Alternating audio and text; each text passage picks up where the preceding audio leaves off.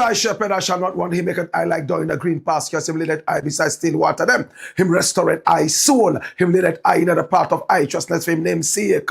Yea! Though I Rasta, I go walk through the valley of the shadow of death, I can't fear no evil. For thy rod and thy staff them comforted I and I.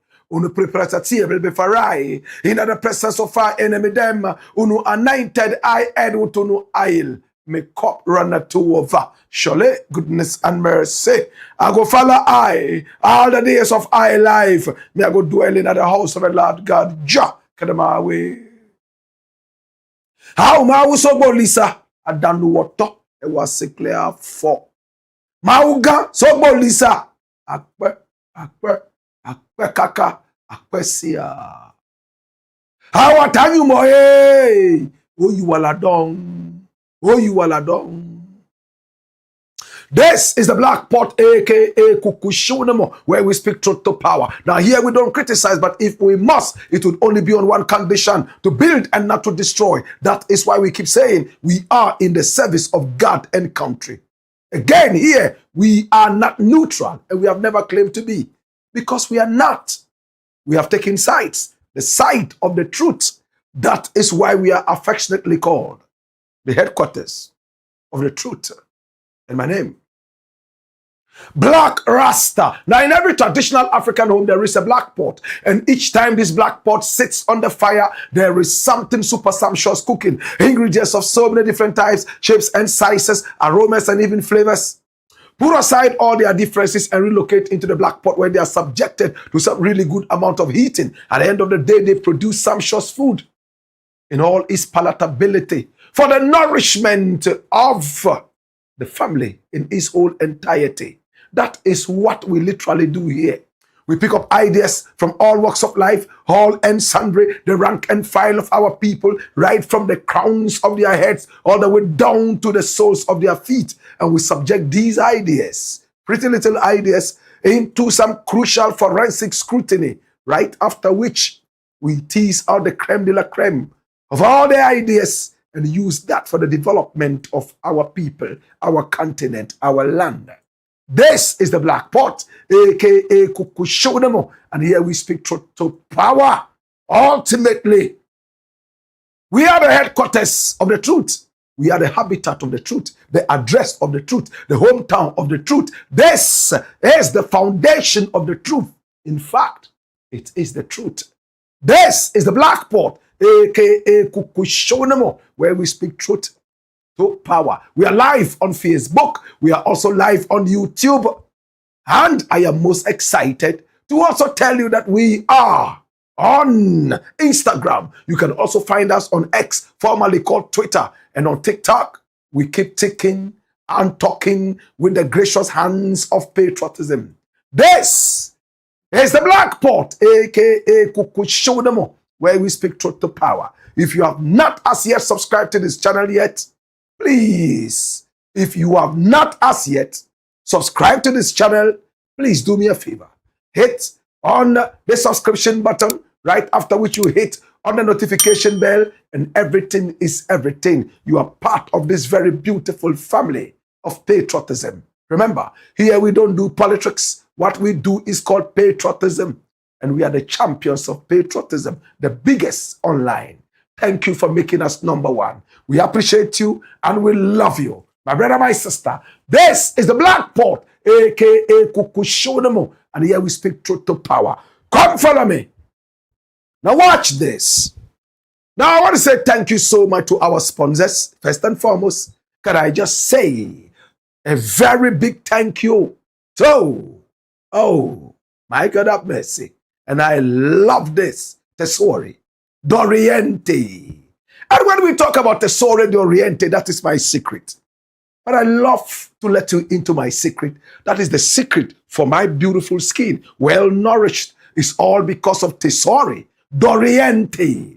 Now, it is Italian technology coupled with African raw materials. And we have such a beautiful marriage that gives you premium quality. Made very affordable. No two ways about that. Now, turn every shower into a royal experience with Tesori, Doriente. Listen, it is a shower gel of class. Pour a little bit of it right in the middle of your palm, shake up the bath water, and you will see a rich foam of lather that nourishes your skin and also gives you that fragrance that is only equal, oh my God, to the Garden of Eden. Smell good for 48 hours and beyond. You are smelling like the Garden of Eden. If you are a woman, this will be the time to find your Adam. And if you are a man, your Eve is close to you with Tesori, Doriente. What are we talking about? It is soft, it is smooth, it is silky, and it has that long-lasting oriental fragrance. Remember I said fragrance, not flavor. This is natural. The rich lather nourishes your skin, and it gives it that glow, that shine, like the morning African sun. Hallelujah. What are you waiting for, my brother? Tesori Doriente comes in so many different fragrances. Which one is your favorite? Is it the Ikigai? Maybe it is the Karma. Maybe the Forest Therapy. Maybe the Royal Oud. Maybe the Persian Dream. Whichever one you pick, oh my God, will serve you to the maximum. My favorite is the Forest Therapy. And I also love to the maximum the Royal Oud. Let me know which one is your favorite. And remember, it is distributed in Ghana by Daddy Ash Limited. Oh Lord, Daddy Ash Limited. Please call Daddy Ash on 0244 772599 and the numbers are on the screen. Remember, each time you take a shower with Tesori Doriente, you are reliving the beauty and the exquisiteness of the Eden, the Garden of Eden. Oh Lord, this is the Black Pot, aka Kukushonemo, and here we speak truth to power. At this point, I want to also say thank you so much to Millennium Insurance. Now, when we talk about Millennium Insurance, we just want to emphasize that not every insurance is an assurance. There are some kind of insurances that are nothing but disasters. My brother, my sister, they might come like a plaster, but they are pure disaster. If you want to run away from this disaster of a plaster, then you go for your trustworthy partner. And I'm talking about Millennium Insurance. What kind of insurance do you want? Personal or group? Accident insurance, 24/7 cover. We give you a car accident. Oh, whatever the kind of accident it is. Is it a natural disaster? Maybe a fire. Maybe it's a tsunami. Maybe an earthquake. Maybe a volcanic eruption. A flood. No problem, man. Now, when you deal with your trustworthy partner, secrets matter a lot. We will make sure that we cover you so that nobody gets to see your secret. Whatever you have lost, we will replenish that. When it comes to the claims, everybody is talking about Millennium Insurance. Everybody is running to Millennium because Millennium is the trustworthy partner. Home, business, wherever you need to insure, even travel insurance. We give you that on a silver platter. Motor insurance policy, no problem at all. Theft, oh, get your third party and comprehensive cover. Yes, that insurance from Millennium Insurance. We are not your trustworthy partner. Just like that, for nothing is for a reason. And the reason is that wherever you go, we go. And your success is so dear to our bosom. Visit our sales portal at sales.millenniuminsurancegh.com. Oh my God. And our numbers are all over, depending on where you want to visit us at. Feel free. Is it in Sunyane? Find us. We are there. Kumasi, maybe Tamale, maybe Koforidua, maybe Takoradi, maybe Accra. The numbers are here. And we welcome you with open hands. This is Millennium Insurance, your trustworthy partner. And remember, not every insurance is an assurance. Some of it is nothing but a disaster. This is the Blakk Pot, aka Kukushodemo. And here we speak truth to power. At this point, I want to also say thank you so much to Lenfi. Now, when we talk about Lenfi, I am quick to say that I am a proud Lenfian. Listen, Lenfi is doing a lot of wonderful work in our communities right here in Ghana. Developmental activities. My brother, now the time is gone for you to run to a certain building before you are able to send money to Ghana. That is Kolo. That one is gone, dead and buried because of Lenfi. Now, in the comfort of your homes, sitting on your WC or riding a bicycle, maybe on your farm, just pick up your phone and rat-tat-tat-tat-tat-tat-tat. The money arrives right here in Ghana. Oh my God. All because of Lenfi. And Lenfi is African. That's why Lenfi is something that is so dear to my heart. I am a proud Lenfian. Are you in Europe? Are you in England? Or maybe in Spain? Maybe you are somewhere in Romania. Maybe you are somewhere in Belgium. No matter where you are in Europe, my brother, my sister, if you are sending the money to Ghana via, Lenfi, there is very good news for you. What currency are you sending the money to Ghana? Is it euro or is it the British pound? I got good news for you. I will give you 10 euros back, and that's what I call the cash back. Or 10 British pounds back. That is what I call the cash back. That is if you send up to about 100 British pounds or 100 euros. Now, as a first-time sender, you will get 10 British pounds back or 10 euros back as what is called the cash back. You know how you can achieve that? It's very simple. But can I tell you more? And if you are also sending in the American currency of the dollar or sending from Canada, the Canadian dollar, I give you 20 Canadian dollars back for free. Free, Chobo.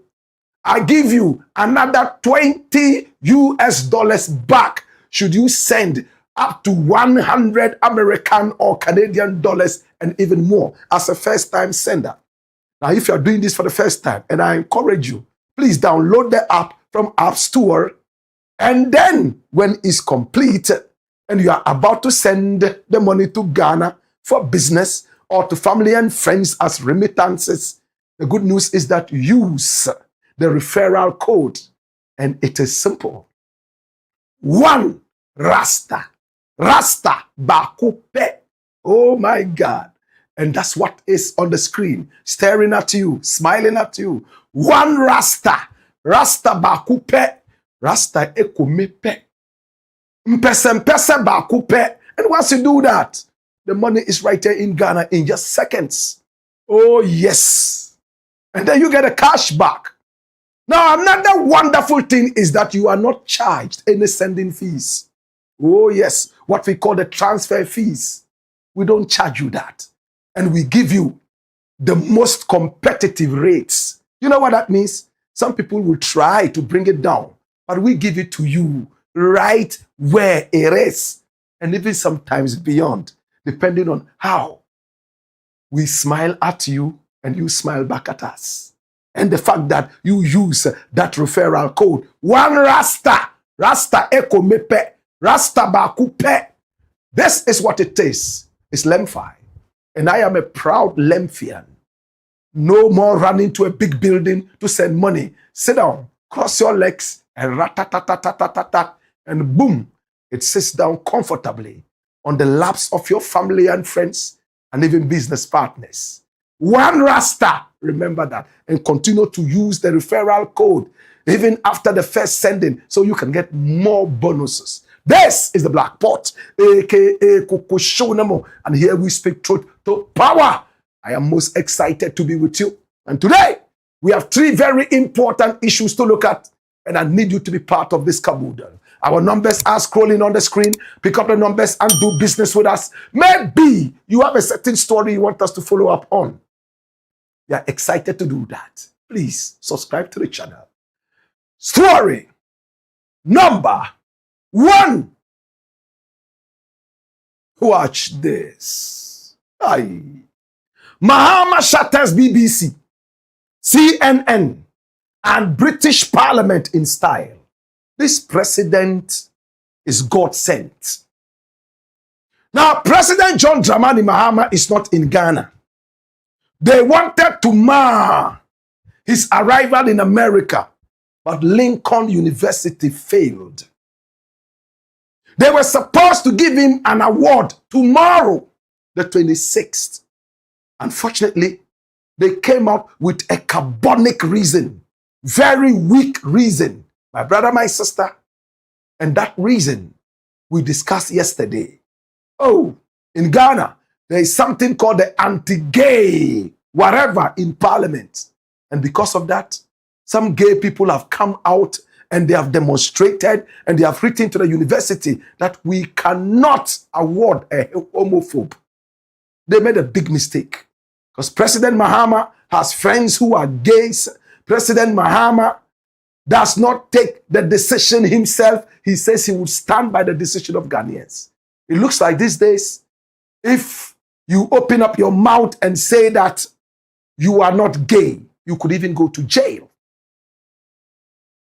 My brother, now gay people are seen as the minority in several communities.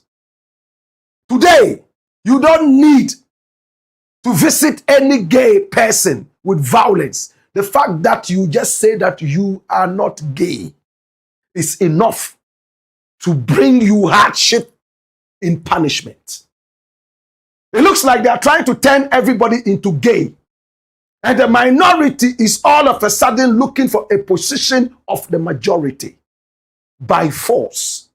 And that is why it is almost called terrorism. A lot of people sympathize with gays, better still, empathize with gays, because they felt like no religion should force anybody to put away who truly they are and decide to hold on to something that is the figment of the imagination of a clique that sat down to control society. My brother, my sister. But now, a lot more are losing interest in the LGBTQI plus fight because it's almost becoming like a terrorist organization.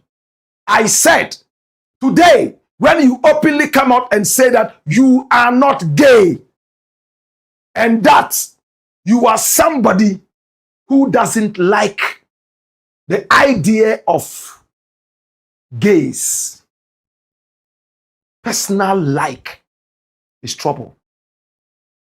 It is enough to have you blacklisted, better still whitelisted, and maybe thrown into jail. Sometimes they even threaten you with economic sanctions. My brother, we all cannot like one thing. I should have the right to say that I am not part of this thing and it's not something that is a personal preference. But today when you say that, it is enough to call you a homophobe. And they will use economic power to suppress you and push you into some dark doldrums. President Mahama has grown above that. My brother, my sister, he is in New York. And when he arrived in New York, the cameras of BBC were all over the place, even though this is not England. The cameras of CNN were dancing on his cringing brows. DW was there. My brother, we saw media houses that we couldn't even find on the map. All of them coming out of oblivion to catch a glimpse of the new celebrity in town. President John Dramani Mahama arrived there in his capacity as the president of Ghana, elect, democratically elected, overwhelmingly elected. And then also as the chairman of the African Union, 2 in 1. Hey! And you know what? He arrived there on a day that has been reserved to look at the atrocities that black people went through during the transatlantic slave trade 1 and transatlantic slave trade 2. Many people don't know the difference. Transatlantic slave trade 1 was when a lot of the atrocities happened. Yes, atrocities. A lot of us were dehumanized. Some of us were thrown off the ships because we refused to be sodomized. Some of us were slaughtered in cold blood. We saw our mothers raped. Oh, we saw our fathers have their stomachs cut open into 2 whilst people drank wine and laughed with all the excitement they could find. My brother, my sister, children sat down and watched their fathers and mothers have sex by force because a certain sadist was so interested in humiliating people. In Africa, the man is the head of the home. When he makes one order available, my brother, my sister, that order is swallowed hook, line, and sinker. And the woman has her own place in the African family. And when they realized this, what did they do? They held the man, beat up the man, beat him so terribly, waiting for him to open his mouth and shout and cry so that they would indirectly tell his wives. You see the man that you said is the head of the family? That is him here. He has no power. He is crying so loud and begging us for mercy. So we are the new power brokers. Hallelujah. We saw all that, my brother, my sister. We shall never forget it. We will not forget it, my Lord. We saw the atrocities. We saw how Papa was beaten to pulp. We saw how, out of so much anger and frustration, some of us even jumped into the gaping mouths of sharks and whales.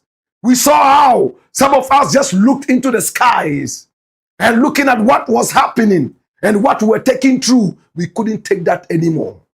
Death before dishonor. Today, my brother, my sister, this is the day that has been reserved to look at what we went through as a people. A day that has been reserved for all of us to come out and be able to unite as a family and curse that day that we were taking this dehumanization. President Mahama was there, and it was at the UN General Assembly meeting. Not many Ghanaians understand what it is. What is the UN General Assembly meeting? Run the dues here. Oh, hallelujah. It brings tears into my eyes. Oh, Lord. Now, the United Nations General Assembly is the main policy-making and representative organ of the UN, where all 193 member states have an equal voice and vote. It serves as a global forum for discussing international issues like peace, security, and human rights. Mahama's reparations motion took over the whole of the UN General Assembly today as we speak. Every other motion was dead. Mahama carried the day. He spoke for our ancestors. He spoke for those of us who lost our lives and those of us who have been displaced into areas we may never have gone to, like the Jamaicans and the Caribbeans and the millions of African souls that are under the sea still crying for justice. The thick blood right there in the so-called dungeons that many people call castles. The blood is still thick, and I smell it deep in my soul. Mahama was there to speak to all the wonderful people of the world, to open their eyes and see exactly what was happening. At the ongoing 80th UN General Assembly in New York, President John Dramani Mahama of Ghana delivered a landmark speech announcing that Ghana will table a formal motion for the transatlantic slave trade to be officially recognized as a crime against humanity. And this motion is a significant step forward, seeking global reparations for the historical injustices of slave trade. Dash it away. My brother, my sister,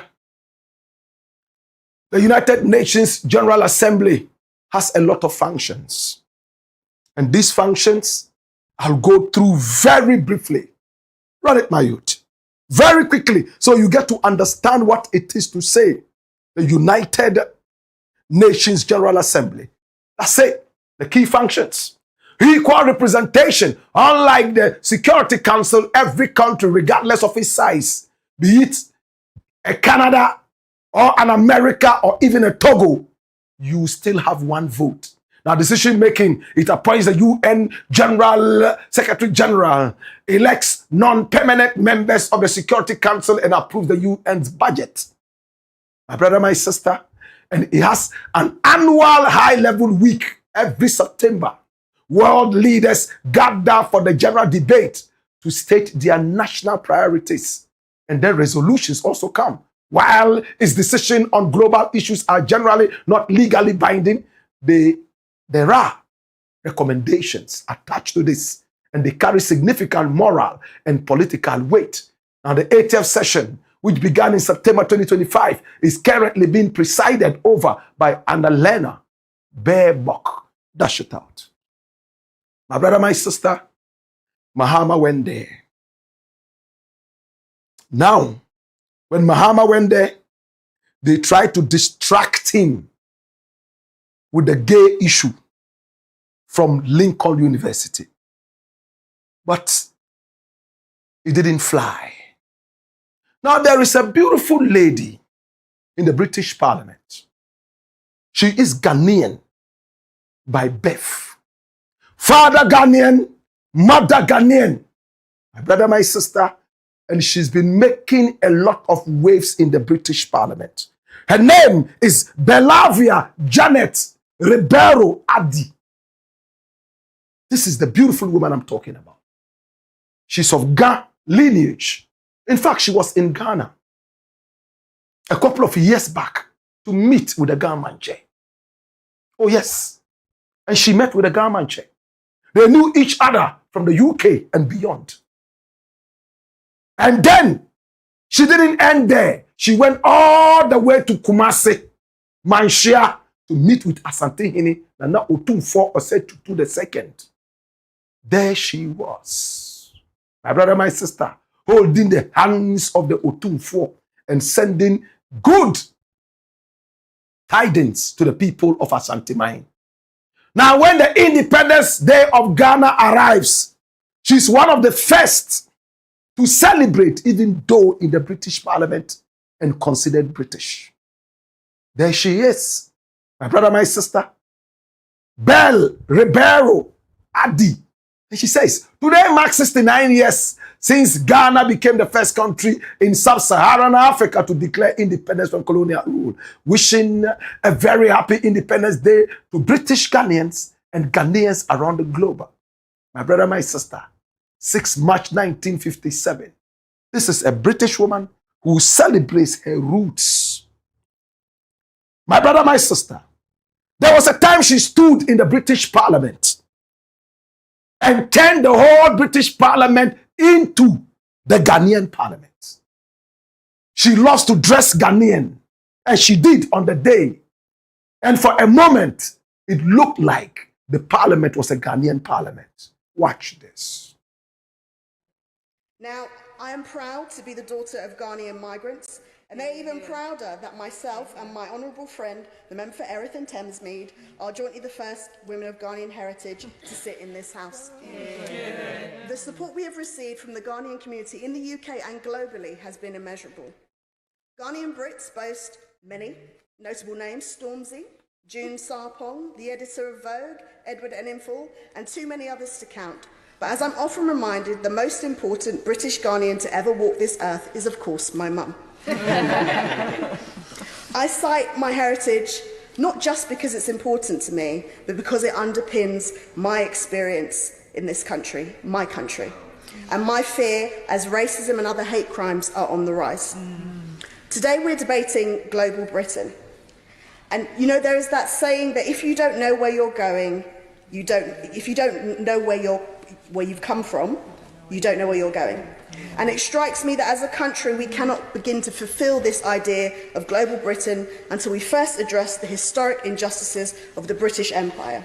Injustices including slavery and colonialism.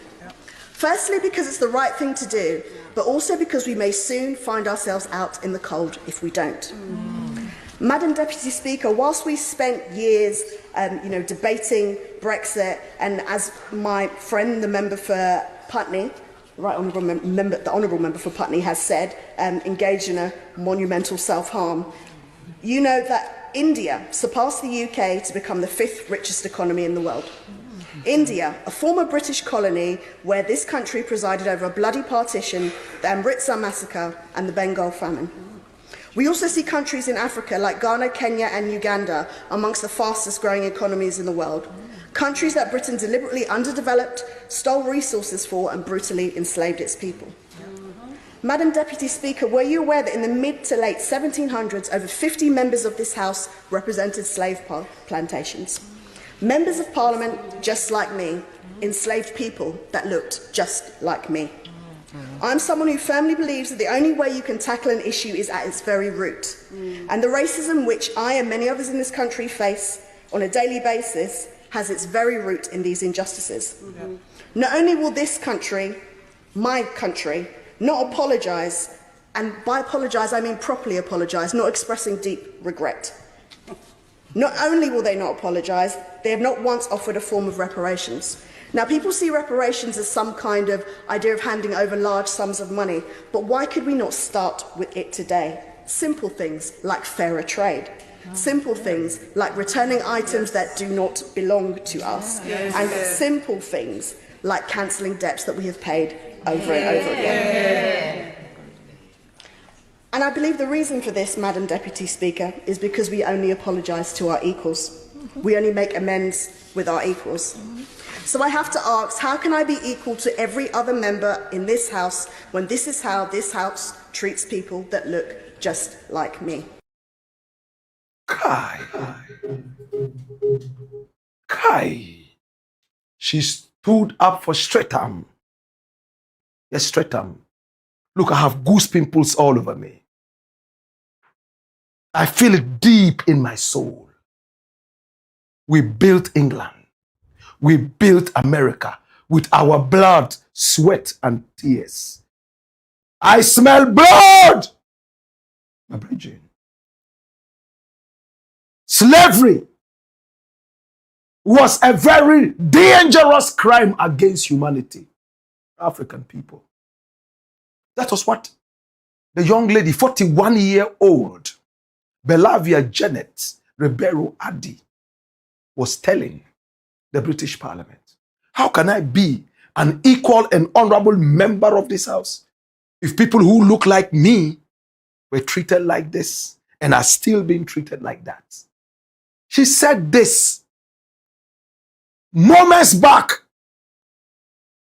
when she heard President Mahama was arriving right there in America. She ran to the British Parliament again. And this was on BBC. BBC was shattered on the arrival of President Mahama. CNN had its roots shaking as if he had Mahama arrived in pomp and pageantry like Mansa Musa making a journey all the way from the Mali Empire down to Saudi Arabia and back, spreading pieces and nuggets of gold like pepper during the Homo War. My brother, my sister, Mahama made us proud. This lady now here represents Clapton and Brixton Hill as the representative, the MP in Parliament. But she's also part and head of the African caucus in Britain, the Parliament and beyond. A proud Ghanaian. Oh yes. She spoke in Parliament. And she shook the British Parliament again. Listen to what she told them on the arrival of President Mahama. Watch this, my lords. Tomorrow, the 25th of March, is the UN's International Day of Remembrance of the victims of slavery in the transatlantic slave trade. The Ghanaian government's resolution declaring the transatlantic slave trade as a crime against humanity, backed by the African Union, CARICOM and a growing global coalition, will be debated. Given our nation's central role in the trafficking and enslavement of African peoples, a vote against would be a betrayal of every life it consumed. This House has never debated this. How can we be certain that our UN vote reflects the will of this Parliament and, more importantly, the will of this country? Madam Deputy Speaker, how can we ensure decisions of this magnitude taken in our name receive the democratic consideration they deserve before a vote is cast? Can I thank the Honourable Lady for her point of order. As she will know, the government conducts diplomatic relations in the United Nations under Crown prerogative. Nevertheless, she has placed her concerns on the record and the front bench will have heard them. Of course, as this House has not debated the issue, she might do well to apply for a backbench business debate or alternatively to raise it in Westminster Hall or indeed with the Leader of the House at business questions. Belavia Janet Ribeiro Adi. Her father was a soldier right here in Ghana and beyond. She lost the father. And time after time, she posts very passionate pictures of her father and herself with tears running down her eyes. She says, "Daddy, I don't know when I will see you again. Daddy, Daddy, why did you go? Oh, Daddy, Daddy."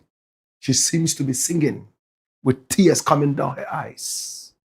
Mr. Ribeiro Adi, my brother, my sister, she spoke today. And you heard her. It's a big movement. Mahama arrived. And when he arrived, what did he do? He went round doing so many different things. First and foremost, upon arrival, he moved around. He laid wreaths, flowers, right? To honor the memory of our great forefathers who were taken away as free people and enslaved and forced to behave like white people. My brother, my sister, just as Bell Ribeiro Adi said, reparation is not all about carrying big sums of money and saying, "Africa, take." Reparations can begin very, very, very calmly and slowly. Fair trade, the debts that ensue between us, cancel them out. And again, give us an opportunity to earn fair salaries and wages in trades and beyond after an apology.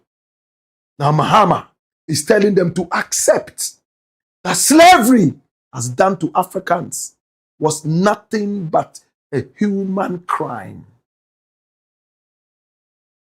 A crime against humanity. Listen to Mahama. What he said, it was powerful.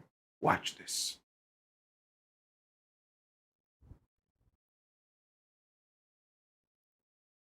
Truth begins with language. with the power that words hold to shape consciousness and to shift perspectives to propel an action or other. There's no such thing as a slave. There were human beings who were trafficked and then enslaved by people who believed they could own those human beings as chattels, as their personal property. The entire transatlantic slave trade was designed to deny African people their humanity. And that denial was premised on a racial hierarchy with no basis in fact or science, a racial hierarchy that deemed whiteness superior and blackness inferior.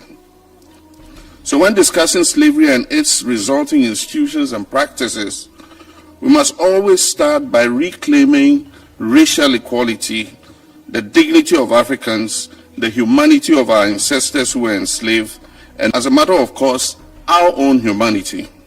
I speak these words today not only for Ghana, but also in solidarity with the rest of Africa, the Caribbean, Latin America, and the wider diaspora, and indeed all people of good conscience throughout the world. This resolution is a pathway to healing and reparative justice.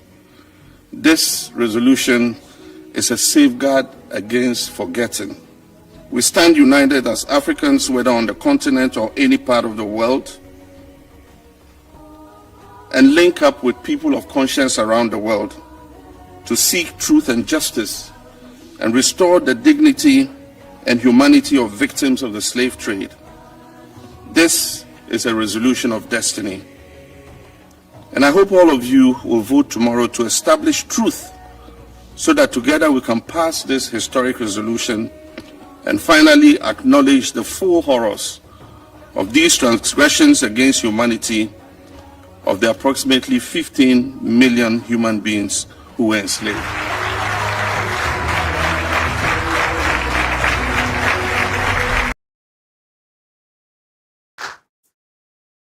Thunderous applause. People rose to their feet. Standing ovation. It's one of the very few times that you see people all come together in unity, in agreement. My brother, my sister, Mahama spoke.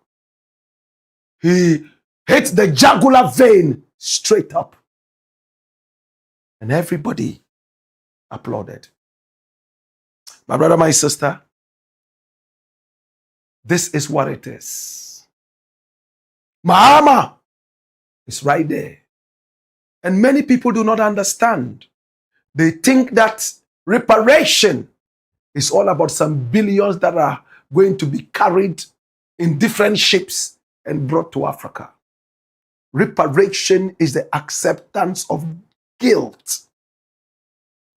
Reparation is to go back and undo some of the proponents, the foundations of slave trade. Like what? Dehumanizing Africans, making blackness inferior and whiteness superior. It's time, my brother, my sister, to give us fair trade. It's time to cancel all the debts. These are not debts. They came and made us powerless, stole from us, and forced us to come to them for the very things they stole from us. As Bel Ribeiro Adi said, return to us some of the things that do not belong to you that you stole. That's all we are asking for. Hey, Kwesi Pratt had said something that brought tears into my eyes. And this is where we would end. He spoke with Kafui Day, my very good brethren. And he said things that many of us who are not in the African history class may never have heard. Kwesi Pratt spoke and he answered one question.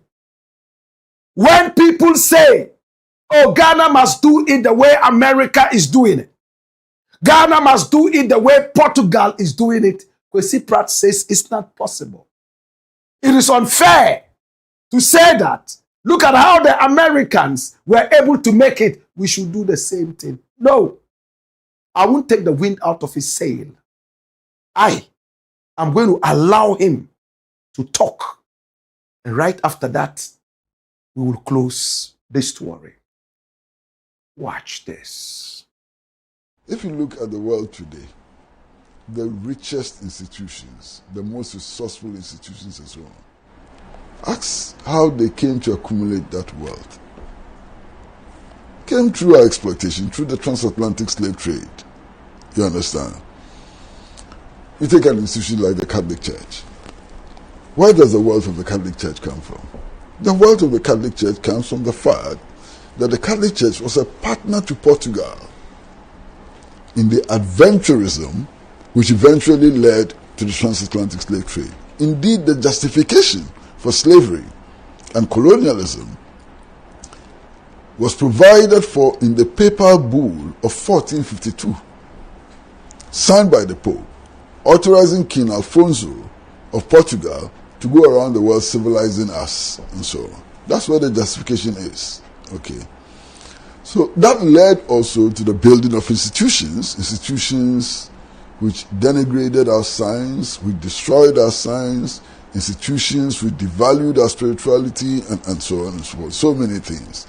We need to reset. Look, fast forward. All of us hear about this big bank, Barclays Bank.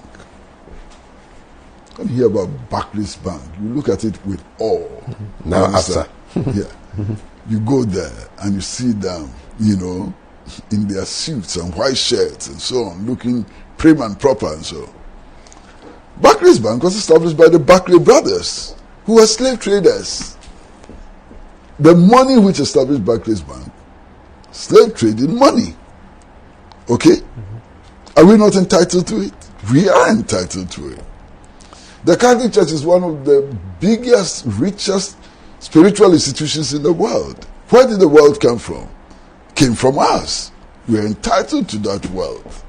Okay?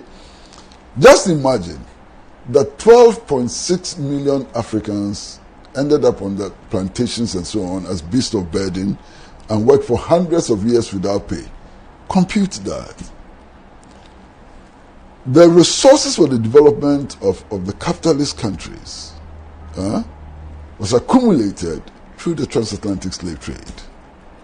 And that is why I reject these calls on Africa and Latin America and so on, the Caribbean, that if we want to develop, we should be like Germany. If we want to develop, we should be like Britain and so on. That option is not available for us. They develop because they capture slaves to work for them for free.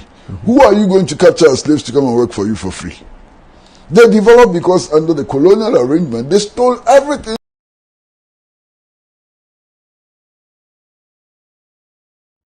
Clean. They developed because they stole from us.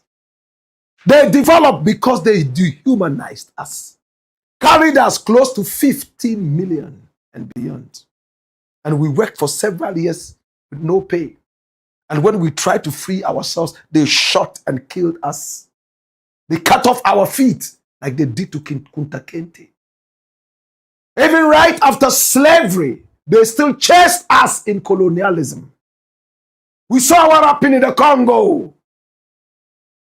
A dirty, uncircumcised guy, a British King Leopold II, cut the limbs, the hands of children whose fathers were forced to go and bring rubber and couldn't come early because they couldn't find the rubber. This guy had the effrontery to name a country after himself, Leopoldville. My brother, that's why all those names were reversed. Today, my brother, my sister, President Mahama is speaking with the voice of Africa, telling the whole world it's been too long. that we keep talking about this same thing about slavery? Are you too proud, too arrogant to come out and say, hey, we take responsibility? And I hear some Africans say, oh, but our chiefs and kings also were part of it. When our kings and chiefs were sitting here without the arrival of the white man, were they doing that? Were they? Of course, they are to blame to some extent, but the perpetrators of the evil in duress some of the time. We are just asking what you stole from us. We know you can't give us back everything, but those that are glaring enough. Our labor money that you refuse to pay us, that you use to build institutions. Start paying us money from those institutions year after year. Thanks so much to Comrade Kwesi Pratt. Today as we stand, BBC is shaking. All the news on BBC today is about reparations. Mahama's name is all over the place. Africans all over Europe, all over America and beyond are seeping into the spirit of the ancestors. To President Mahama, we want to say thank you so much. There isn't much we can say except to say that your second coming has been very monumentally angelic. Did you hear the grammar? Monumentally angelic. Above all, this is even bigger than the reset agenda in Ghana. How many people agree? Mahama said he will reset Ghana. He's resetting the world. What a president. If I continue to talk, I will never end. Congratulations to the president. Congratulations to African people around the world. Congratulations to everyone who supports the idea of reparations. I support it. Kwesi Pratt supports it. Do you support it? It's the Black Pot, aka Kukushonemo. And here we speak truth to power. When we return, we have more. Hey! Hey! Wayo!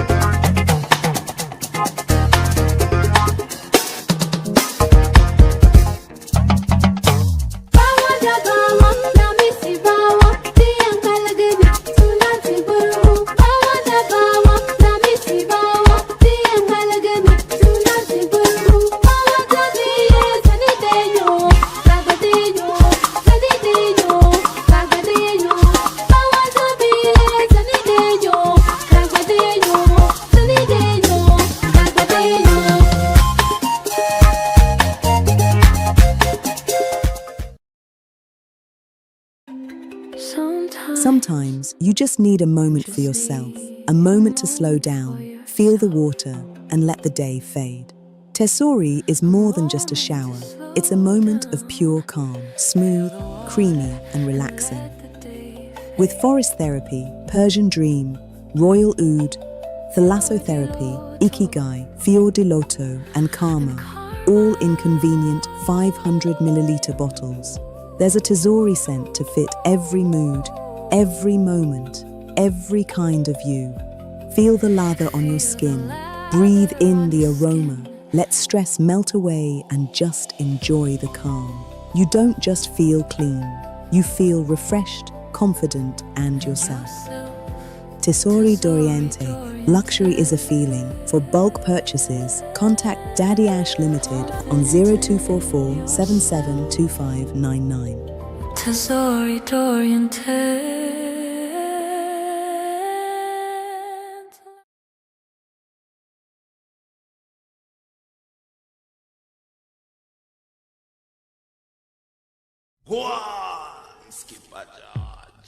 Blackpot. Kuku show them. It's the Black Pot, aka Kukui Shonemo, where we speak truth to power. Remember, this is the headquarters of the truth, the habitat of the truth, the address of the truth. This is the headquarters, yes, the domicile of the truth, yes, the palace of the truth. We are the truth. I want to say thank you so much for joining us. We appreciate you and we love you. Please share the broadcast so many more people can be part of this. Oh, yes. And subscribe to the channel. Hit on the notification button so that each time we are on, you will be reminded to join this family. We love you and we appreciate you. We never take your time for granted. And we thank you for making us number one. Oh, Lord.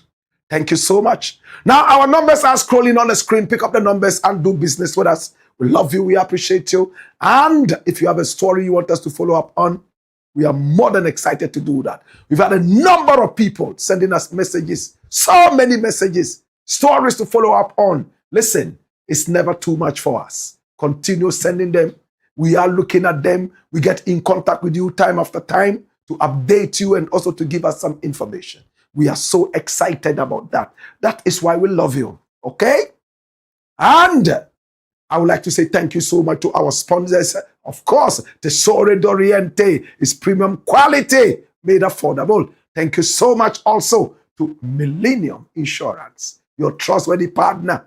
At this point, I want to also say thank you so much to Lenfi. Oh, Lord. And when we talk about Lenfi, you know what we're talking about.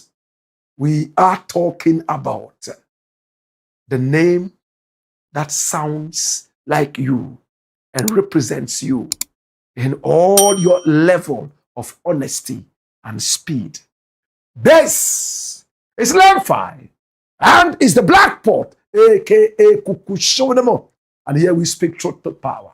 Story number 2. Watch this. IGP intervenes in Ibrahim Mahama Black Maria brutality issue. Wow. And we always bring you the exclusives. Yes, we do. My brother, my sister. Now, Ibrahim Mahama is a renowned artist. We have spoken about him before. And he's a diplomat. The other day, he was given a diplomatic passport. He's the son of a man by name Alhaji Savannah. My brother, my sister, a very popular man in Tamale. He's a contractor. Oh, yes. And he's been a contractor for so many years. He's also a philanthropist. In fact, he has 2 wives. A Muslim, a philanthropist, a man who is known to speak the truth. Alhaji Savannah, that is his name. That's the father of Ibrahim Mahama. He spoke to us and he told us from the bottom of his heart what he saw at the police station. And he asked us a question.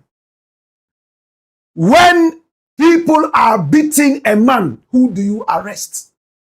Is it those beating the man or the man? We couldn't answer that question, so we left it there. We had that exclusive interview with him.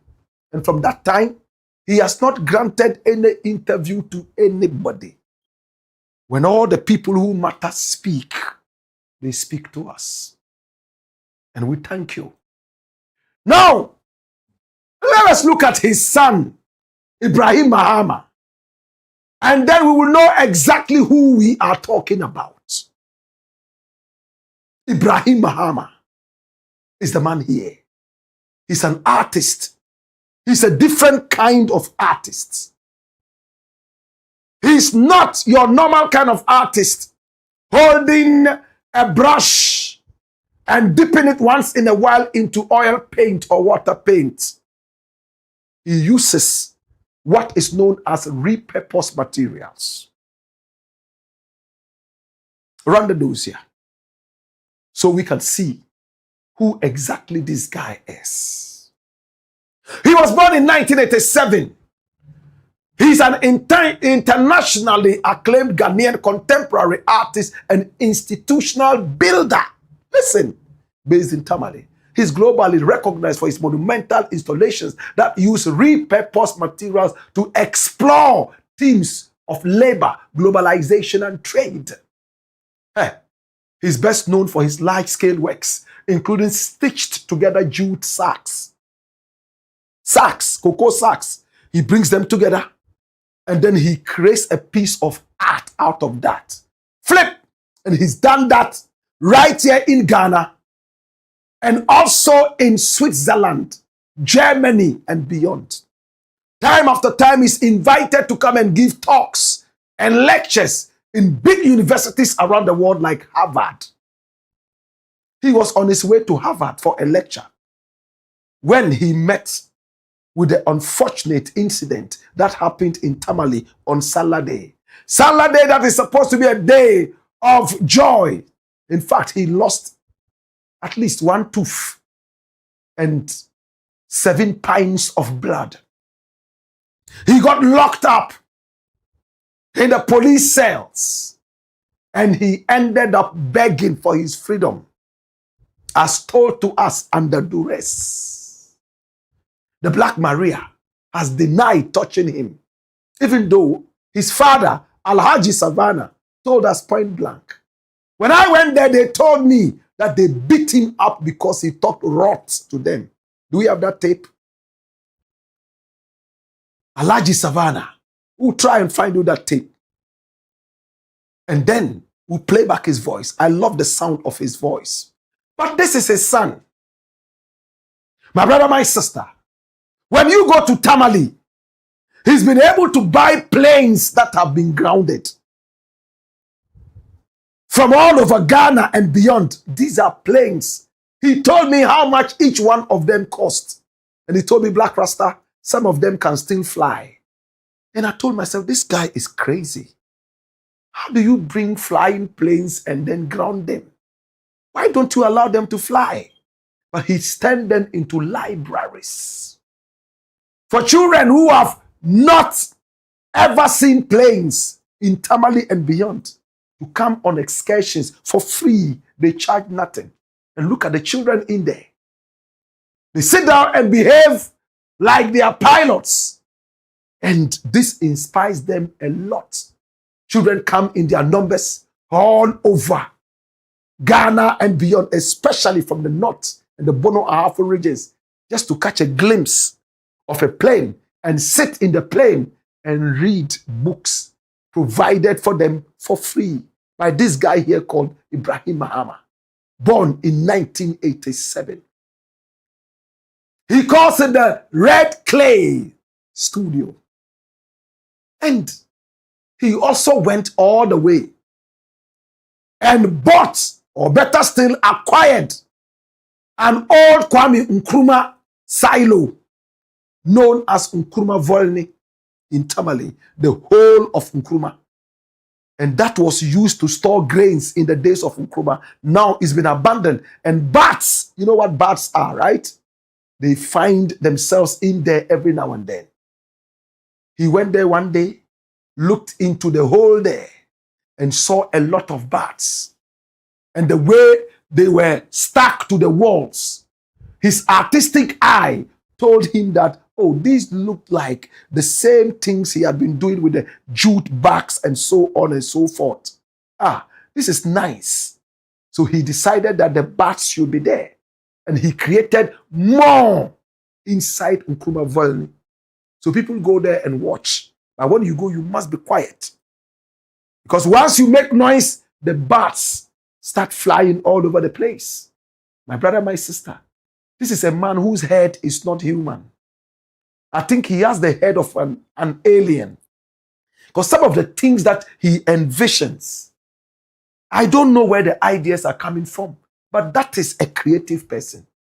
How do you go and buy a certain hole that bats are in? You pay money to house bats and you put in art pieces in there and you call that art. But that is what has made him internationally renowned, to the point that he was given a diplomatic passport only a few months back by the Republic of Ghana, Ibrahim Mahama. On Salah Day, according to him, my brother, my sister, he was driving his bus, and the videos are awash the internet. Driving. His uncle was actually driving the bus, a coaster bus belonging to the Red Studio, Clay Studio, and that's it. You know? And we see people who look like police officers trying to stop the bus in one way or the other. My brother, my sister. And it didn't look like there was a mob attack, even though we see some people on the other side. Maybe it happened before the police went in there. We don't want to mar any investigation. But Ibrahim Mahama told us that at this point, there was no mob attack and there was never any mob attack. It was only the police that came in violently and broke into the car and beat him up mercilessly. This was the bus. And when you listen to what is being said in the video, which I'm intentionally blocking out, my brother, my sister, children in the bus, it's interesting. You hear the children saying things in the bani here. I be able no chobonyanga. Wait, no chobonyanga. They are saying that you should reverse and go back. I'm a Black Maria and where. The rest of it, I don't want to say. My brother, my sister, all because we want the investigations to go on.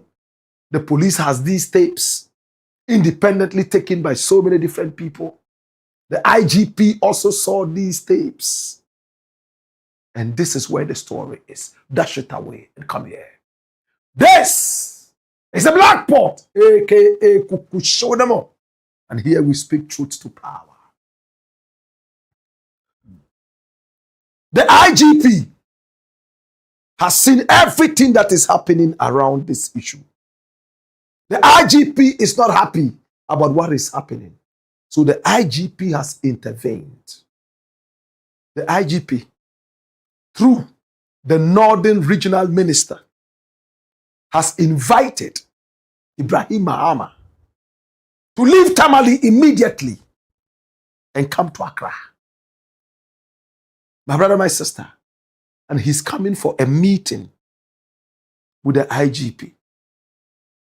They are going to have a meeting. And the meeting is simply about how to resolve this issue. In the meeting, would Ibrahim Mahama be told some secrets? Would he be told some things that we don't know? You can trust that will bring you everything. But yours truly caught up with Ibrahim Mahama. He didn't want to speak, but again, out of respect, he said, Black Rasta, once the big man has taken interest in this story, why don't you let me just go and meet with him and then we can talk later? I said, yes, we'll talk now and talk again later. We both laughed. I asked him, you are going in to this meeting. What are you expecting? What do you want as compensation? What do you want to hear there?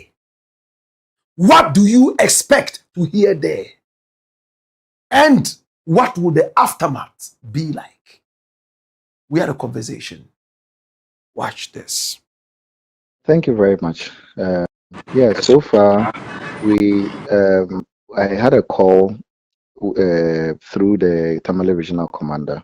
That's the IGP called, and then he said that he had taken a very keen interest in the case, and he wanted us to meet in Accra.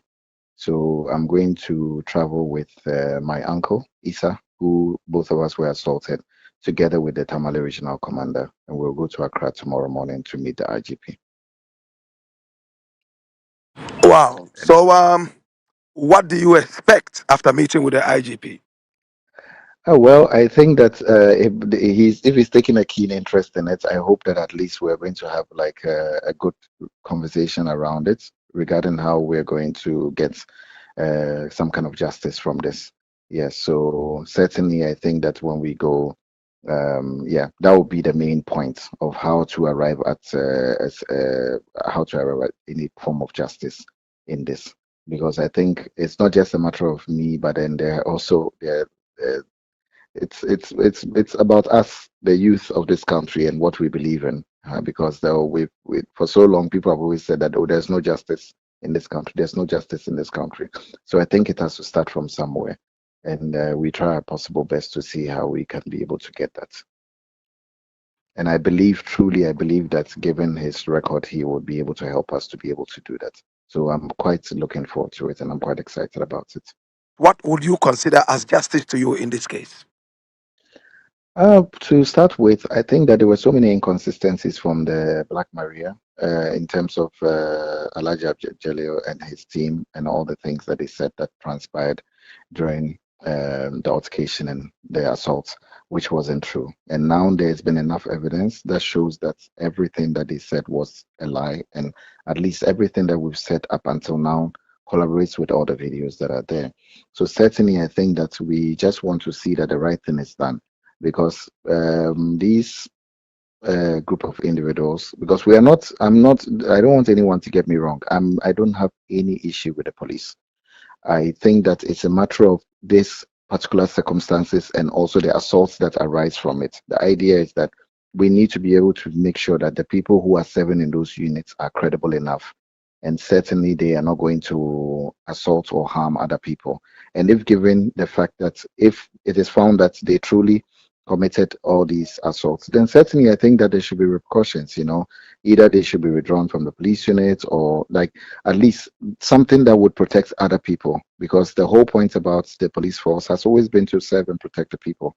So certainly I think that's what we are that's what the kind of justice that we're looking for. The idea that this does not repeat itself, because this is not the Ghana that we want.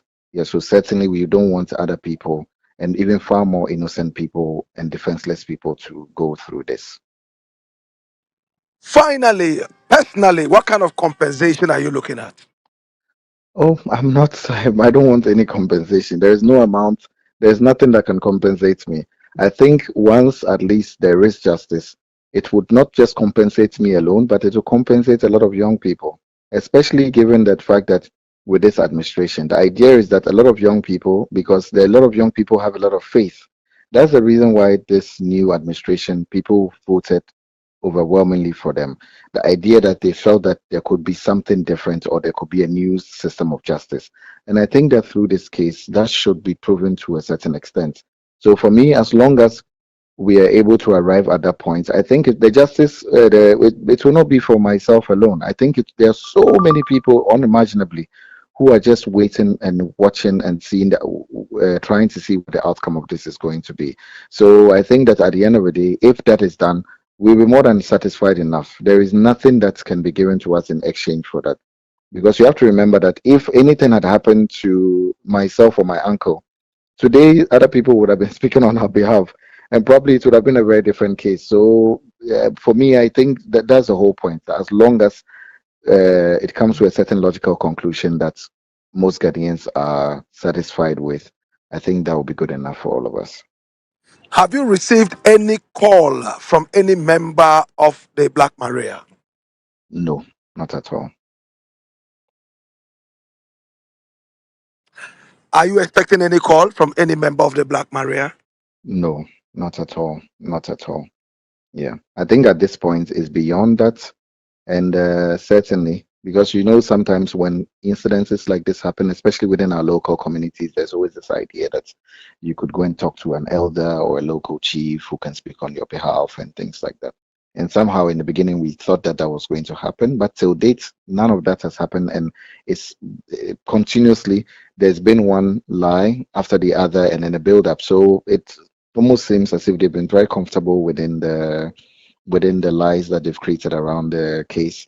And currently it's our lawyers are working on it, and it's now a legal case, certainly. So even beyond me, I think that the law has to take its course, and we just want to be able to follow it to its logical conclusion. So I don't think none of that would matter anymore at this point. Thank you so much, Ibrahim. I appreciate Thank you. Ibrahim Mahama, renowned artist. He says that it doesn't look like there's any chance for any truce right now. They have gone beyond that. The initial stages would have seen that.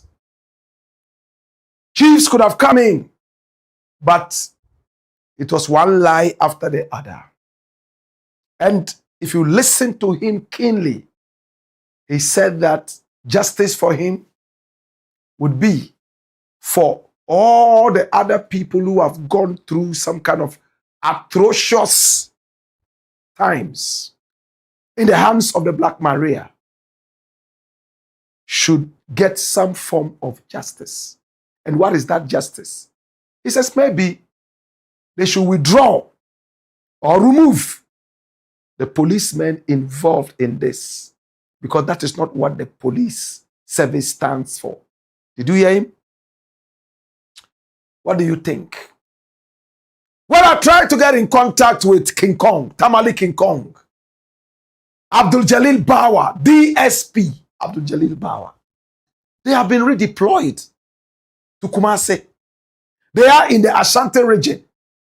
My brother, my sister, when I spoke with him, he was at Aswanse, and he told me, Black Rasta, the drug menace here in Kumasi is worse than even in Tamale.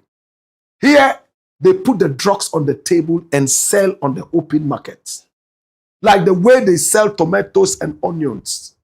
In Tamale, you would have to go to the forest and the shops in order to catch them. But over here in Kumasi, Aswanse, as I'm standing, hey, it's terrible. And I asked him, what kind of drugs? He said, tramadol and something called red. My brother, my sister, are the youth of Ghana gradually getting swallowed in the drug menace?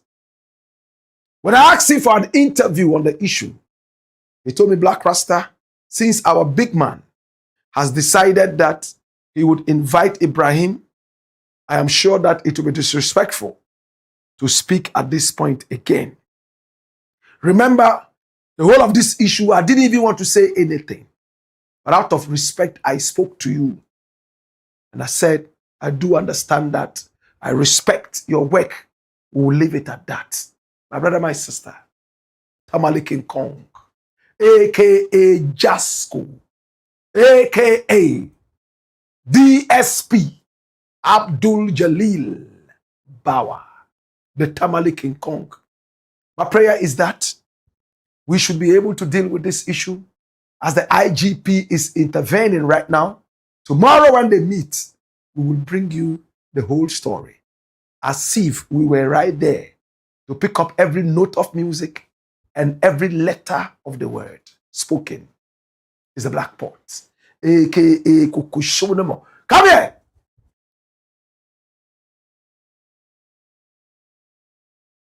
And here, we speak truth to power. When we return, we have a final story. Hey yo! Hey ya! Wayo!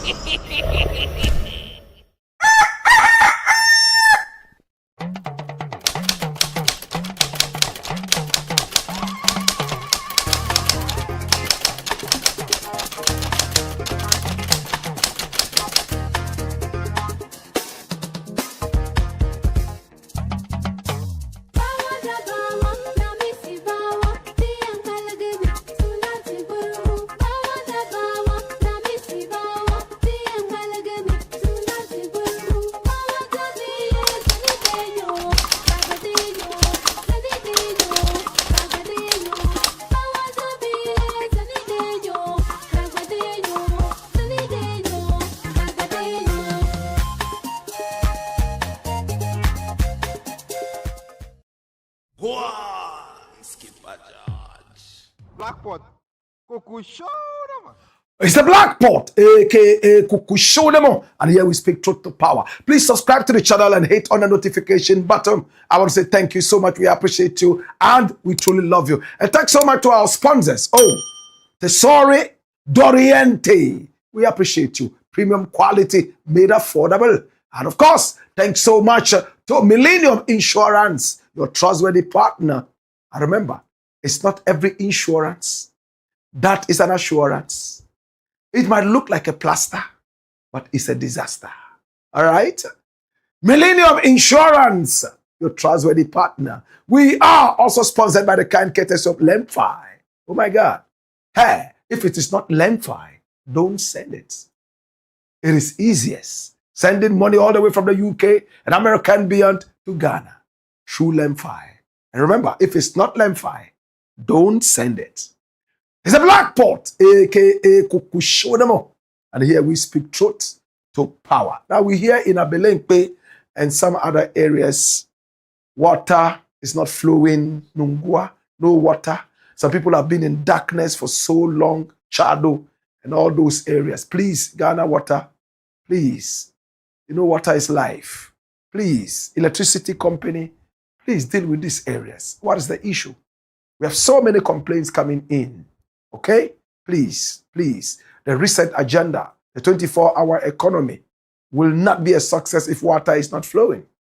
Will not be a success if electricity is not flowing. Okay? It's the Black Pot story number 3. Watch this.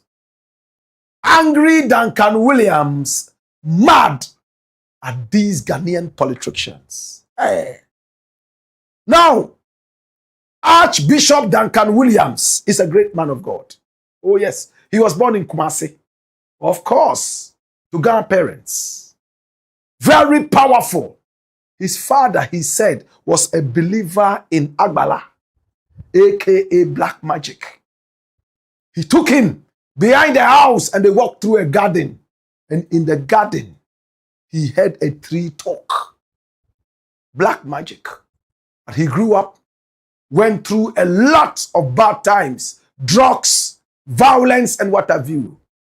And then he decided to go the way of the Bible. He became the father of the charismatic right here in Ghana. He studied under Archbishop Benson Idahosa of Nigeria. And in his own words, Idahosa said, when that guy came from Ghana, he was so timid. You remember him, Duncan Williams? Of course. He was born on the 12th of May in 1957. Oh my God. This is the man, Duncan Williams. Now, Archbishop Duncan Williams is the set man, or the man who is the head of the Action Chapel. There's a university in there, right here in Accra, the Dominion University, correct? He also has the Dominion TV, and he has a huge congregation. He's a man of prayer. Archbishop Duncan Williams. And I never end the story if I don't say this last part. He used to drink wine, and all kinds of wine. And he said he liked it because anytime he drank it, even as an archbishop, he would feel lame. In his own words. There was a day he almost ended his life as an archbishop, freshly married to his new wife, Madam Whittaker. They went to Dubai, climbed all the way up to the Burj Khalifa, and up there, he had just finished drinking wine. He had been drinking wine all the way from the plane. And his wife kept telling him, you are an archbishop. People shouldn't be seeing you drinking this. Man, you got to stop. You got to stop it. You got to stop. You know how Americans speak. But he said, leave me alone. It makes me feel good. In his own words, when he was up there, Burj Khalifa, he had taken enough wine, choice wines, and he felt like a bird. He wanted to jump from how many floors all the way down, flapping his wings. He took his wife to hold him and call other people to say, hey, you know what you're going to do? You're going to commit suicide. He said from that day, he told himself that he will never drink again. And that was the end. He said, when he drank that day, he saw human beings like trees. And he wanted to jump like the bird onto the trees. And then he would sing. Like the morning bird. How do they call that bird? You know, abubro, abubro, abubro. I love this man. Sometimes he can make you laugh your heart out. You know, hi, Duncan Williams is not laughing. He's angry. He has addressed politicians in Ghana and he just fell short of cursing them, calling on diseases on them. And he didn't leave the women out. He said, some of you are giving your politician husbands sex, giving them enough energy to go and steal and rob. You are also part of the whole caboodle. Let's go to church. The man of God preached, and I love what he said. Watch this. Once they push for their party to come to power, even though they don't have capacity, they are given position without capacity, they misbehave. And they have wives who will never tell their husband, you have never worked before. You've never set up any business. You don't pay taxes. How come suddenly you come home with briefcase of money? Where is this money coming from? Where is this brand new car coming from? Where did you get money to build this new house? You have never developed capacity. You haven't earned it. Where is it coming from? You don't ask questions.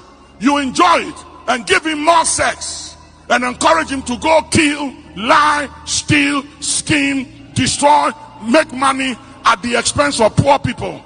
And you don't understand the implication. I'm not cursing.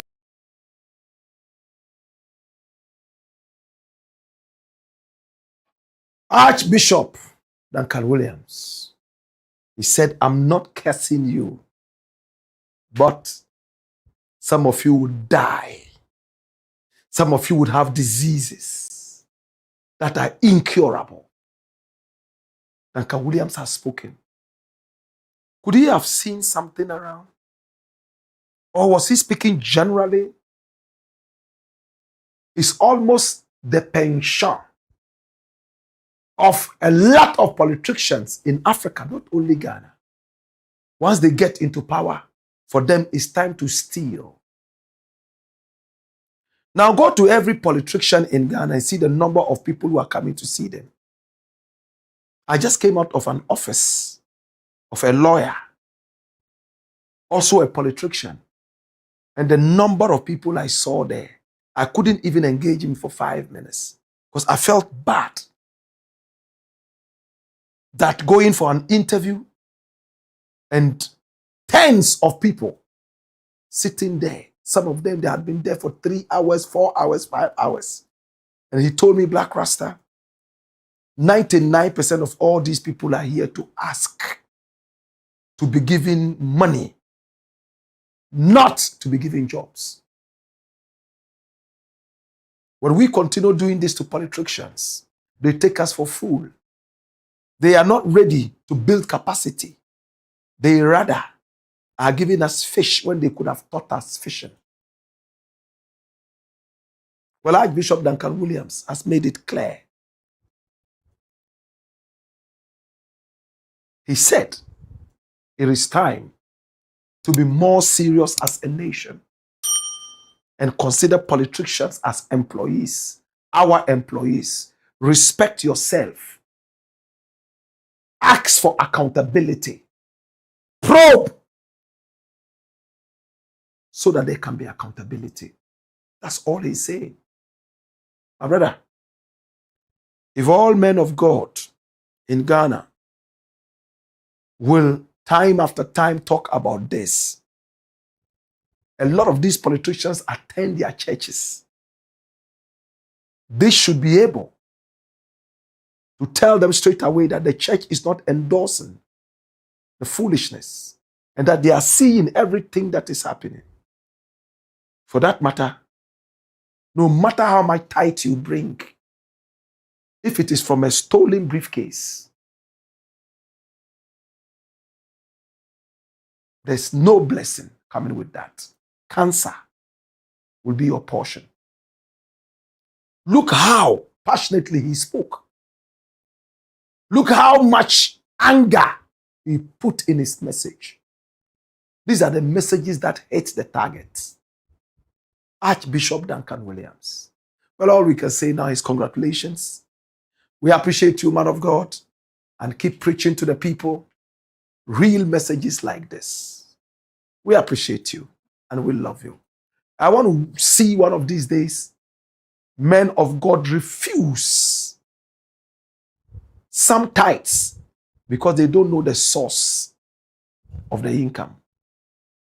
I'm waiting. I'm waiting for Archbishop Duncan Williams and other men of God to say we rejected 200 tithes from the church because we couldn't trace the source of the income. That's when this message will be more meaningful. Do you agree with me? If they bring the tithe and you just take, encourage them to bring tithes and pay the right amount of tithes, and you are not ready to look at their employment slips to be sure that they are actually gainfully employed and not doing sakawa and thievery, then the message is useless, isn't it?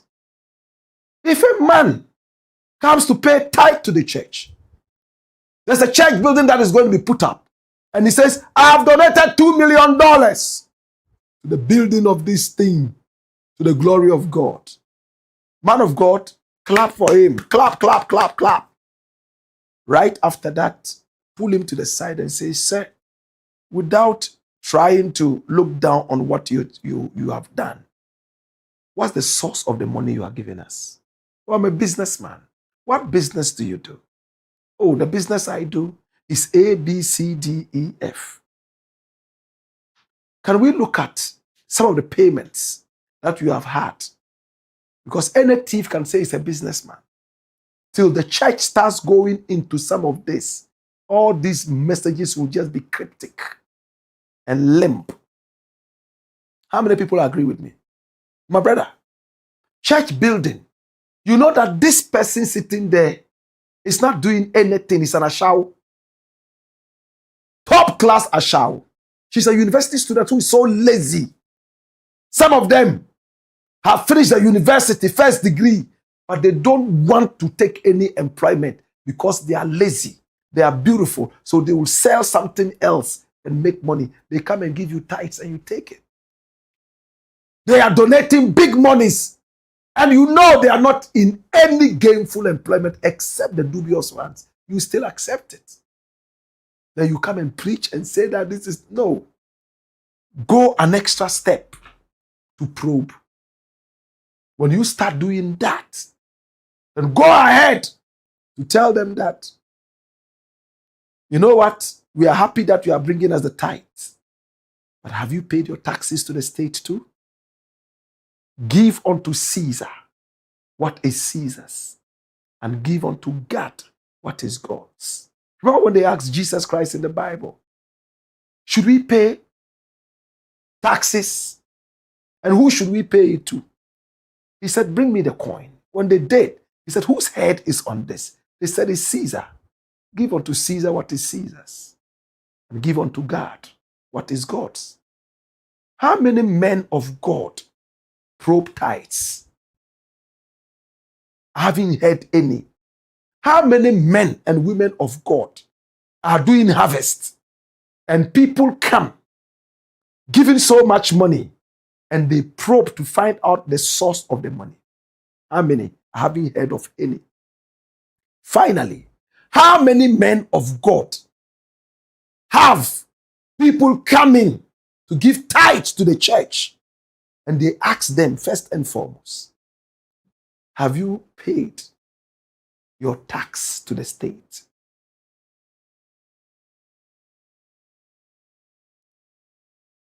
These are the questions we are asking. Or else, all the preaching, the anger on politicians, calling them thieves and whatever would be in vain. It will make no sense until we start rejecting the stolen money. Start rejecting as tithes the stolen money. Or else the cancer we are calling on them will rather come to us. We will share the cancer with them because we have been part of the stealing. Tell me one church in Ghana that will probe. In England, they might do it. You might have to come with your pay slip. But in Ghana, do they do it? Go to Duncan Williams and say you are bringing him $1 million to help him expand Dominion University. Would he ask you, what is the source of this money? Can I have proof? No, he would be in a hurry to take it. I'm not judging him. But that is how almost every man and woman of God would behave in Ghana. If I am lying, tell me, Blakk Rasta, today you are high on something, so you are not making sense. Any which way. He has preached the message, and we love the message, but we are saying take the extra step. It's the Black Pot, aka Kukushonemo. And here we speak truth to power. I want to appreciate you. I want to say thank you. Our numbers are scrolling on the screen. Pick up the numbers and do business with us. And make sure, my brother, my sister, that any story that you have and you want us to follow up on, you call the same number and let us have that. We will certainly follow up on the story and make sure that it comes out powerfully. My brother, my sister, at this point, let us see your messages from YouTube and also from Facebook. Now, Ufuoma Holy Omoto says, greetings, Blakk Rasta. More fire. Okay, so that's Ufos. I see Ufos has now given us his real name. We appreciate you. I think we love this one more. Ufuoma Holy Omoto. Okay. Greetings, Blakk Rasta, more fire. Pat Awo says, hello, Blakk Rasta. Maxwell Kokroko Komla says, Blakk Rasta patriotism is your hallmark. Thank you. Senior Atapoku says, good afternoon, Blakk Rasta and your cherished viewers. Thank you. Abrasela says, fire. Sedu Isaka says, what's up, Rasta? Bawa Uwa says, more fire. Musa Aruna says, fire. Yabo. More comments coming in via Facebook and also via YouTube.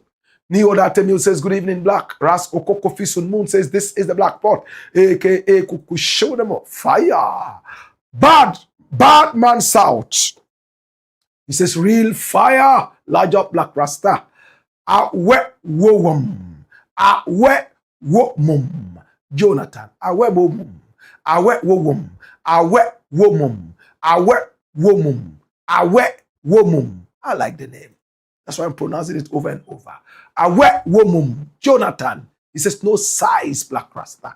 Bate Stephen says, good evening, Blakk Rasta. More fire. King Kingsford. Tando says, good evening, boss of the truth. More energy. Kukua Jikunu. Says, Ghana is proud of you, bro. And I'm proud of you too. Okay? Kukua. We love you, Kukua. Okay? And please subscribe to the channel if you haven't us yet. And share the broadcast so many more people can be part of this. Above all, recommend us to family and friends. All right? Nana Ogum Power says, my greetings to spiritual president Nana Obidia Ba. Move of fire. Pate Stephen says, Blakk Rasta, we missed the African history class. Can you bring it back? Yes. We are looking at bringing it back by the end of the month. It's on. So we're going to open up 2 new channels. And, oh my God, it's going to be interesting. Okay? You're going to love it. Just make a date, okay? Nanaya Koranchi says, your vocabs are appreciated, Blakk Rasta. Thank you, sir. Samu Ghana says, good evening, beautiful Ghana. Good evening, Samu. And then Patrick Naughty says, Professor Blakk, welcome, sir. I think of late your introduction before the class is becoming too long. Yeah, I think so. We'll find a way. Yeah, because of the sponsorship and all that, okay? We'll find a way. Maybe we have to separate them, you know. But please, support the sponsors, all right? Support the sponsors, okay? It's because of you they are here, all right? It's because of you. So take it as a personal project. That, oh, they are here. Charlie, they are going to pay the channels of money so that more energy can go into patriotism and some philanthropic activities. But we have heard we'll do something about it. In as much as we are grateful for our amazing sponsors, I believe it's a little bit of the intro with the adverts running on screen as usual. We'll go a long way to minimize too much time spent on intro and advertisement. Regardless, truth to power. Thank you so much, Patrick Nate. We appreciate you. Akana Yuzure says, finally more. Blakk Rasta is here. Blakk, I have a question and answer. I argued with someone here in Italy, and the argument is that you are doing a politician. And I told him never. So I wanted you to respond to it. Okay. I think I understand what you're trying to say, that I am being a politician, right? Or I'm doing the job of politicians. Akanayo, in fact, a lot of people said this when we started years back. But all of them are now big followers, disciples, and fans. That's how it is. It's new people who say that. Those who don't know Blakk Rasta. They are those who say that. But we don't fight their opinion. With time, they will see. Were you not on this platform when they said, oh, Kennedy is doing the work of Kennedy? Wait. What happened? What happened? Nanado, in the days. You see, the same way we're talking about Mahama, that's how we're talking about Nanado. When he started to mess up, we came back like the viper and beat him. Gosh. So ask people who have followed this channel and other channels on radio. They will tell you, oh. You understand? So just give yourself time. We appreciate you. Akanayo Zure. My brother, we will never sell Ghana out for anything. How much can they give Blakk Rasta? At 51, in September, I'll be 52. If I have never been rich and poverty never killed me, riches wouldn't be my savior. You understand? We have never sold out. Me, I want to die. That's if I die at all. As a man who stood faithfully with his country. I will never deal with a politician and look down on Ghana. If you see me talking good about a politician, it's because he's doing good. That's it. Hey, my brother, if I tell you some of the temptations we come across, imagine a young man from the university who has struggled all the way for over 20 years in the media. When it even comes to awards, they don't want to give you because they say you talk too much. It comes to award, they say, oh, his face doesn't look good enough to have an award. Yet when they want the work to be done, they come to you. You understand? Then somebody comes behind you and says, you know what? I'll give you a house. I just want you to say this. And you have been renting. If we were able to kick out all those temptations, what other temptation can swallow us at this age? So Akanayo, I normally don't talk about myself. I let the experience teach people. But today you've made me come out to say a few things. I don't like it. People who talk about themselves, me, I'm not like that. Me, I'm not. Most of them are liars. By their fruits, they shall be known. And that's what I normally like. Leave it to time. Okay? Anyway, more comments coming in via Facebook and also via YouTube. We have Julius Wemono. Julius Wemeno says, good evening, Blakk Rasta. Ras Okokofi Sunhun says, I second you. Hamid Sule says, Blakk Rasta watching you live from Afianya, Jerusalem. Muwa Fire. Salam alaikum. Achuvia Raymond says, watching live. Then, Ras Okokofi Sunhun says, I'm sure he's responding to the politician question. Because he's been with us for quite some time now. So he knows we've been tried and tested, okay? More comments. Agova Wisdom says, Wizzy One, greetings Blakk. Ambu of Fire, Kukusho, remember, Rasta Ba Kupe, Mpese ba kupe Rasta eko mepe. One Rasta. Come here. Watch this. Dash it away. Please greet Madam Mabel Lareba of Royal Queen's Beauty Salon Pram Pram. Dwa Billion Zorbil Zatochi. Right there in Adan. And Mr. Adechu. Jane Debola. Achu Atakachi. I like your fugu. Share. Call a friend to call a friend to call yet another friend. Tell them the Black Port is moving. All right. All comments. Agonaba. Kweku says, I really love President Mahama, but I think this is not really necessary. The slave trade is still going on. Our leaders have been putting us through serious threats and wicked leadership, just like the whites did to our ancestors, being unable to dualize the major roads linking our cities, thereby taking thousands of precious lives of innocent citizens in the same way that they did. Till date, citizens are dying out of no bed syndrome, while politicians are enjoying in pools of luxury. Is the same as what they did to us, extorting money from the vulnerable youth, all in the name of recruiting them into security agencies and other government institutions. Is the same as what they did to us, looting the state of millions of dollars whilst basic social amenities are lacking. Is the same as what they did to us. Africans should work on themselves first and stop these 500 years and overblame games. I agree with you to some extent, but my brother, we need to develop. And some of these things will help us develop. Yes. Some of these things will help us develop. There are greedy African leaders, but we also have good African leaders. That is why within 4 years, we are supposed to be able to kick out all these bad leaders. We will reach there. We will reach there. They stole from us and built their economy. We don't have the chance to do that because we cannot enslave them. But we can ask them to give us back what they took from us. And programs like what we do, Pan-Africanism, patriotism, massively done in Africa, will help us understand our wealth and our worth. That's what it is. For me, it's better for a corrupt African leader to steal the money from our forefathers than for white people who enslaved and killed us to keep the money. What do you think? Yes, we hate corruption.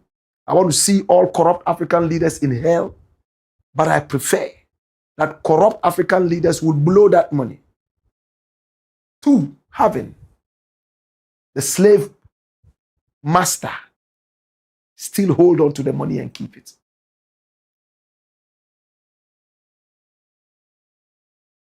But it's a call, a clarion one, for us to stand firm and deal with our situation as Africans. We shall get there. I truly do believe that any president of Ghana who would choose to lead the country by following the steps of Dr. Kwame Nkrumah will succeed. This is the time Ghana needs Nkrumah most. Nkrumah was the Moses of the Black continent. Well done, Mr. President John Dramani Mahama. God bless our homeland Ghana. God sent Kumi. Say they use the Bible to justify all those atrocities. Wicked people. Batman South says, sweet mother Ghana will be rejoicing. We have real men like you. Thank you. We appreciate you. More comments coming in. David J says, watching you live from Wembley, London. Samuel A.O. Sunday Adede Kun says, welcome Blakk, more fire. David J says, the channel of patriotism and truth. And then Chachu Cupid says, here we go. Why? Emmanuel Ania says, so why did he try to beg on behalf of Edu Boyene? Duncan Williams shouldn't pick and choose. Wrong is wrong. Hey, this is deep. So you see how we ended, why we ended, how we ended, what we ended. David J said, roll it, my youth. Abubakar Ndezuri, S. Ndezuri, says, my brother, my sister, Rob Thunder says, welcome, legendary Blakk. David J says, Blakk Rasta, I am now addicted to your show. And I'm also addicted to you. Okay? More comments? More comments? We'll take 2 more slides and we're done. Samuel A.O. Sunday Adedekun says, Blakk, you promised us the amount used to furnish Samiji and Feast office. Yes. I followed up on that. And I told you Thursday. I told you Thursday we'll bring you that issue. Okay? All right. So, Emmanuel Ania says, Blakk, any update about Gift Owari and Dr. Sledge? I thought you guys said you are tired of the updates. We shouldn't update you on Comrade Dubois until he goes to jail. We shouldn't update you on Gift Owari till she goes to jail. Dr. Sledge. That's what we said. So we are tired of this update, and court. So we have decided to slow down.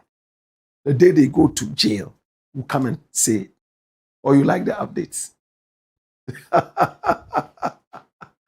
I know that they will go to jail. I do know that. Okay?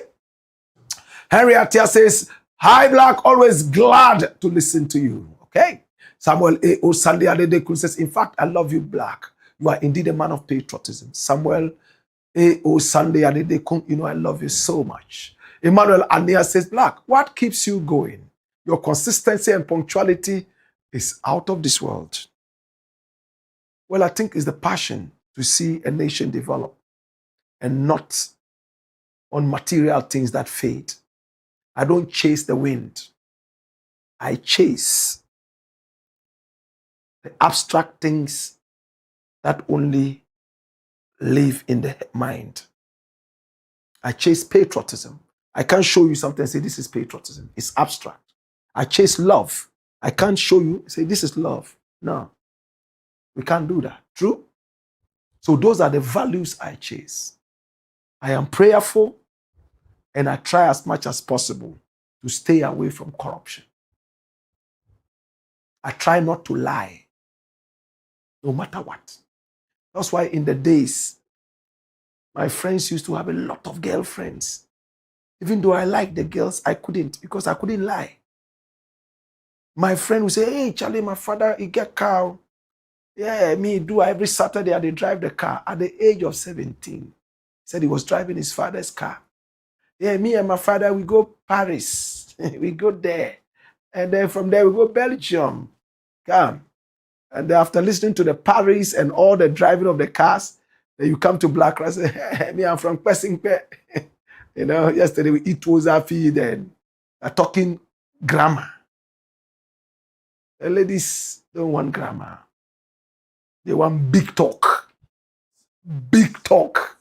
You understand that? So because of that, I was never able to grab that. I don't know how to lie. Okay? And that's how come people have come to love the channel. Because they know that everything here is the truth. Hey, if you are my worst enemy and you do whatever it is that is worth it, we'll bring you here and talk about it. If you are my best friend and you do something that destroys the name of the nation, we'll bring you here. You know that, right? So when I hear one or two people who don't know me too well, and they say, hey, you're taking politicians' money. Which money? Hey, if you take money from politicians, you will never be able to do what I do. Never. Any story that comes out about them, you know that that's where your food is. You can't talk.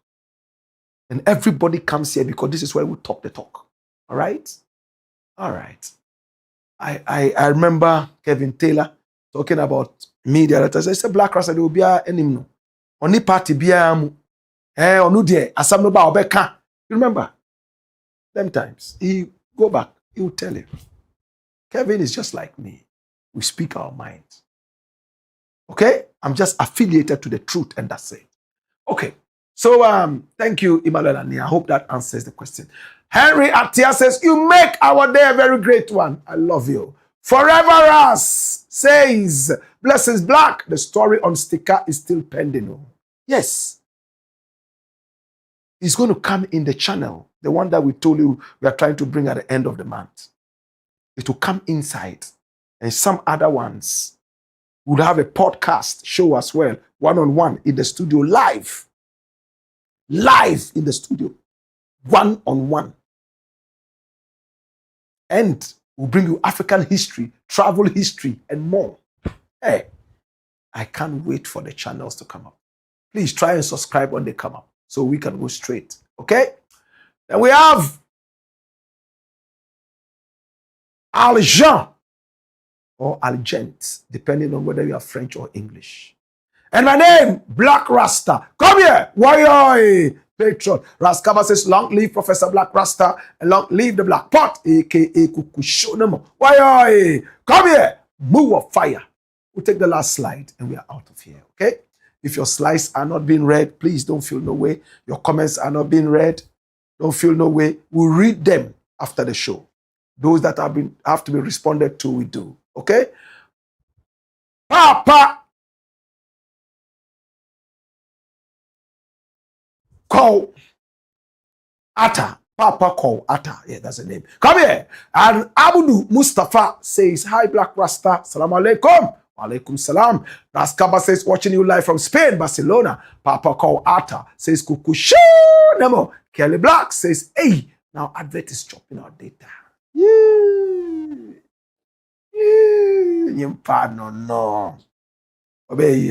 We'll deal with it. We'll deal with it. Okay? Yes. Abdullah Suleiman says, good evening, comrades. Papa Call Atta says, I like the rhyme. President, God sent. Thank you. Simplicity says, agenda fulfilled. After elected into office, he visited all the African countries to discuss the matter, and God has done it. Junior Williams says, watching from Copenhagen. Wow. At this point, Emmanuel Ania says, Blakk, do you still stand by your promise about Edu wine, or you were just carried away by the moments? You made those comments. I don't get carried away like that. Wait and see. I will live in protest. You don't see the face of a man when he's serious? I don't joke like that. How was that? Larry says, Blakk Rasta, good evening. Says, may Allah protect you and guide you.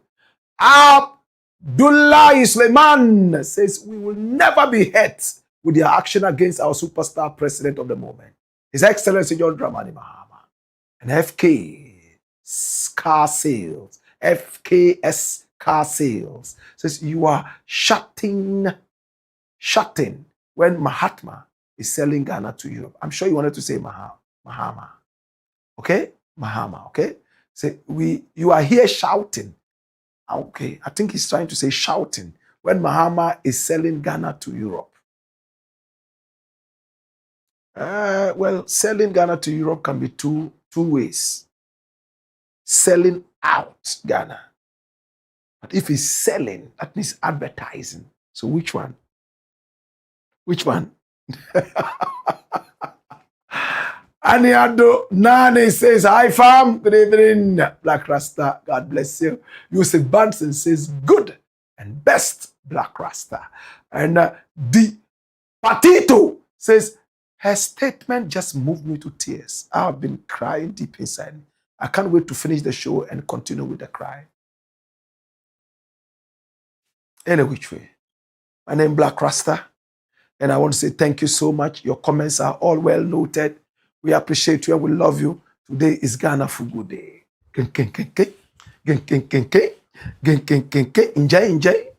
Enjoy. We'll catch you again tomorrow, same time, 6 p.m. I love you. I appreciate you. It's because of you we are here, and it's because of Ghana you are here. It's also because of Africa you are here. All I can say is that this is patriotism, not politics. We love you. We'll see you again tomorrow. Please share the broadcast. God bless you. Hey-ya! Hey-yo! Wayo!